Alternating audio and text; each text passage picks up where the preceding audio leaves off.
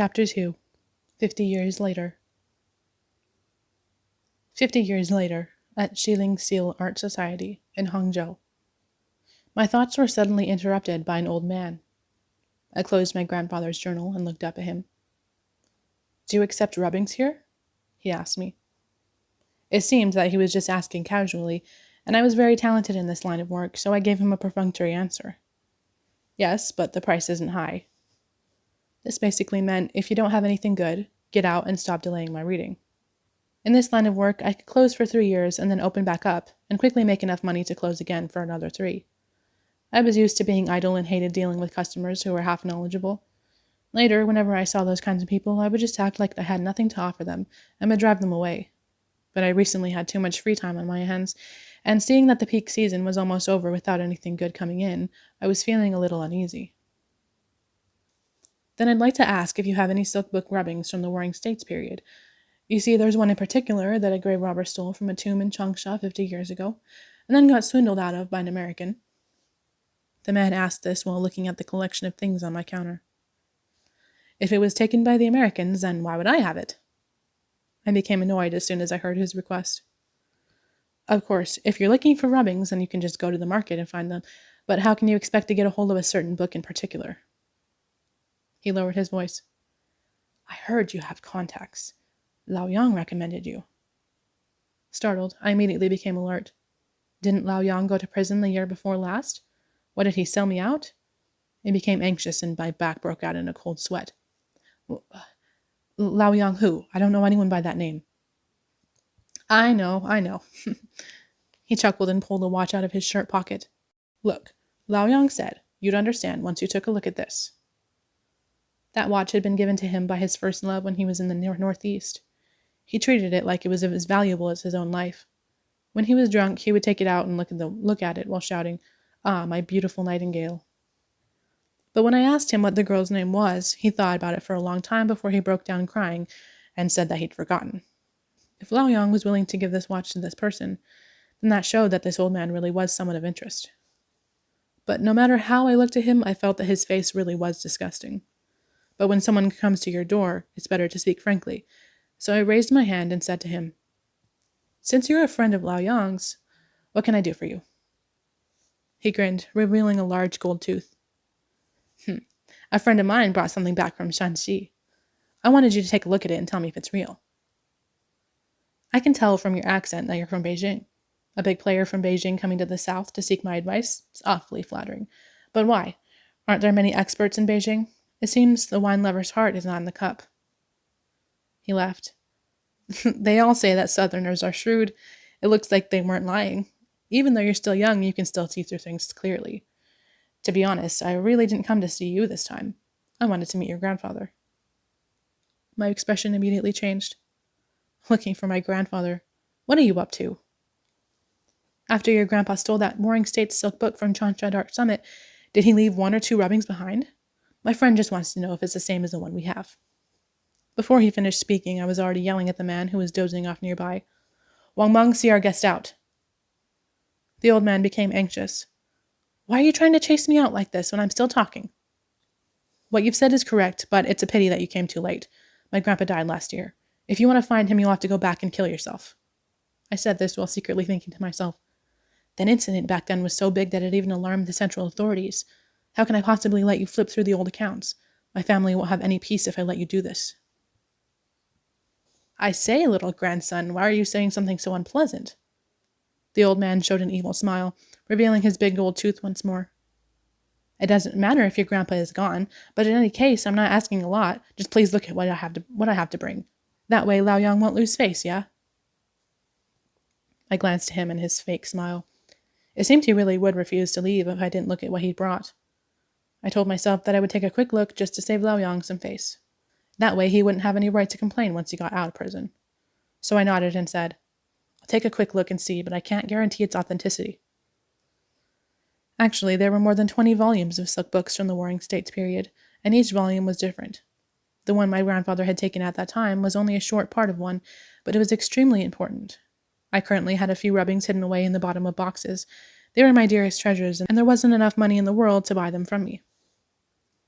I saw the old gold-toothed man take out a white sheet of paper from his shirt pocket, and I immediately became angry. Darn it, it's a photocopy. Ah, it's only natural that this treasure would break apart with a single shake if I ran around with it, he said in a lowered voice, pretending to seem mysterious. If it weren't for my connections, this thing would have gone overseas long ago. I guess this could be considered my act of patriotism. I laughed. You look like a grave robber yourself, no? I bet you're just too afraid to sell it because it's a national treasure and you don't want to lose your head. It appeared I had exposed the truth, for the old man's face turned green, but he had to endure it because he wanted my help. That's not entirely true, he said to me. Every businessman has his own methods. I believe that when your grandfather was a grave robber in Changsha, he was also famous. Now my expression must have looked ugly. If you mention my grandpa again, I won't look at what you've brought, I said through clenched teeth. Okay, let's stop. Just take a quick look so I can get quickly out of your hair. I unfolded the white paper and knew at a glance that it was well preserved. It was a well-preserved silk book of the Warring States period, but it wasn't the only one my grandpa had stolen at the time. Although this one was quite old, it looked to be a counterfeit from later dynasties. In other words, this was an antique counterfeit, which meant that it wasn't easy to determine its value. I smiled. This should be a forgery from the Han Dynasty. How can I put it? It's fake, but it's not fake. It's real, but it's not real. No one can tell if it's a copy of the original or just something someone made up. So basically, I don't know what to tell you. Then, is this the one of your grandfather stole? To tell you the truth, an American swindled my grandpa out of the one he stole before he even had a chance to look at it. I really can't answer your question. I continued to maintain my feigned sincerity while thinking to myself, it's not easy to fool you. But the old gold-toothed man really seemed to believe me and sighed. That's really unfortunate. I'm afraid it's really hopeless unless I can find that American. Why do you care so much about this volume anyway? I asked him. This whole thing was just too strange.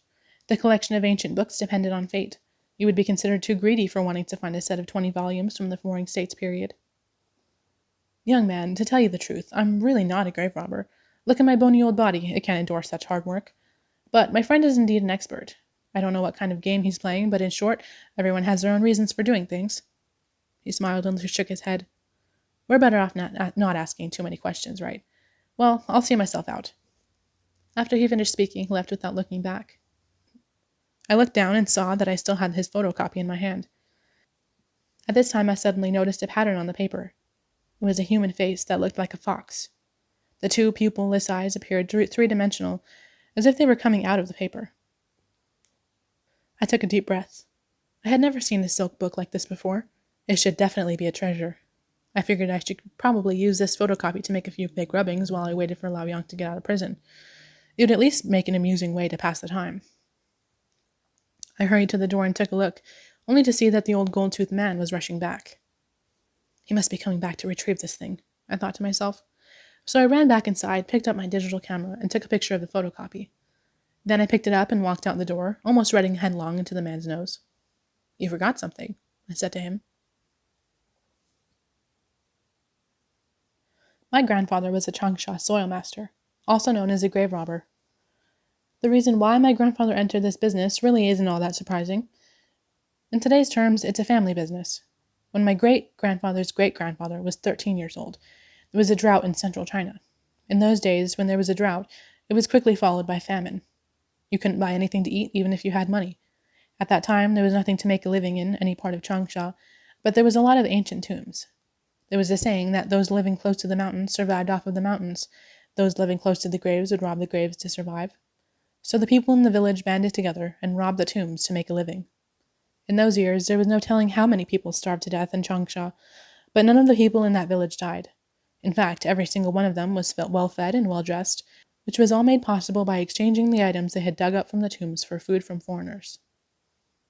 After a long time had passed, tomb raiding, like other professions, also developed its own culture. By my grandfather's generation, there were already factions and rules set in place.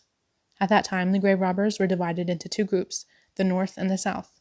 My grandfather belonged to the Southern faction, which was good at exploring the soil with Luoyang shovels. A true master could only determine the depths of the tomb and the dynasty it belonged to with his nose. Now, many novels described Luoyang shovels as a grave robber's staple tool, but in fact, the Northern faction didn't use Luoyang shovels at all. They were still good at accurately determining the location and structure of the tombs, but their method was called Xuanlang Jianshui. But the people of the northern faction were a bit strange. How should I put it? In my grandfather's words, their methods weren't practical, and many of them engaged in cunning plots. When you robbed a tomb, you should just go in, take something, and leave.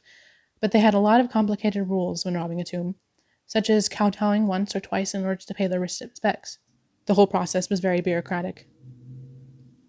The southern faction, on the other hand, didn't have many rules and never worried about offending the dead. The northern faction condemned the southern faction as a bunch of dogs who destroyed cultural relics.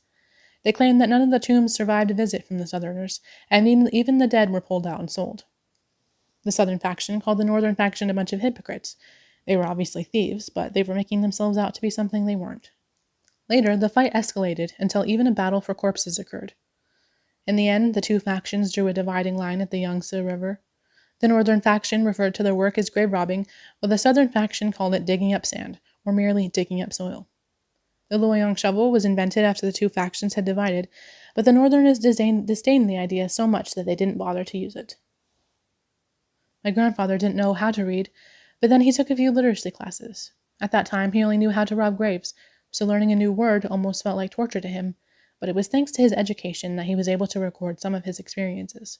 That young boy at Changsha Art Summit was my grandfather, and he recorded everything down word by word in his old notebook. My grandmother was an educated girl from a wealthy family who was attracted to his stories. In the end, my grandparents got married, moved to Hangzhou, and settled down here. My grandpa's notebook was considered a family treasure.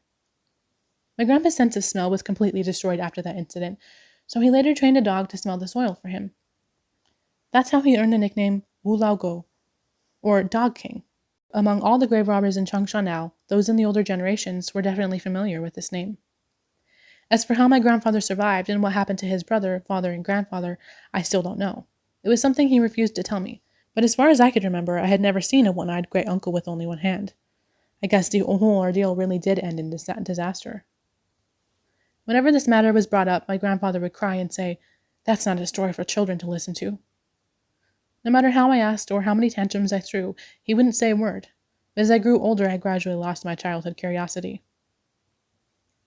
When the shop closed in the evening, another boring day had passed by, and not a damn thing had come in. I went ahead and sent my shop assistant home for the day. At this time, a short text message appeared on my phone. 9 o'clock, Huangsha Chicken Eye. It was sent by my Uncle 3. This was a secret code stating that a new shipment of goods had arrived. Then another message popped up quickly. "Dragon back. Come quickly." My eyes lit up with excitement. Uncle 3 had surprisingly keen eyes. The phrase "dragon back" meant that it must be something good. Even if he thought it was something good, then I really wanted to see it. I locked the shop door and then drove straight to my Uncle 3's house in my worn-out Jinbei car. On the one hand, I wanted to see what these so-called good things were. On the other hand, I also wanted him to check out the pattern on the silk book I had photographed earlier today. After all, he was the only person in our generation who still had contact with grave robbers. As soon as I arrived downstairs at his place, I heard him shout from above, "You dummy! I told you to hurry up, but you took your sweet time getting here. What's the use in showing up now?" "Are you serious? If you had any good items, you should have set them aside for me to look at first. You sold it too fast." As I was talking, I saw a young man walk out from the front door with a long thing on his back that was tightly wrapped in cloth. I knew at first glance that it was an ancient weapon. This thing was indeed very valuable, and if it sold well, the price could go for more than 10 times its worth. I pointed to the young man silently, and my Uncle 3 nodded and made a "what can you do" gesture. I felt a burst of sadness in my heart, and couldn't help but wonder if my little shop would really go bankrupt this year. I went upstairs, made myself a cup of coffee, and told Uncle 3 about the old gold-toothed man who had come to spy on things today. I thought he would be just as angry as I was, but instead he almost seemed like a different person. He remained silent as he printed out the contents of my digital camera. Once that was done, he held it under the lamp and took a look at it. I immediately saw his expression change. "What's wrong?" I asked him. "Is there something strange about this?" He frowned before saying, "No, this looks like the map of an ancient tomb."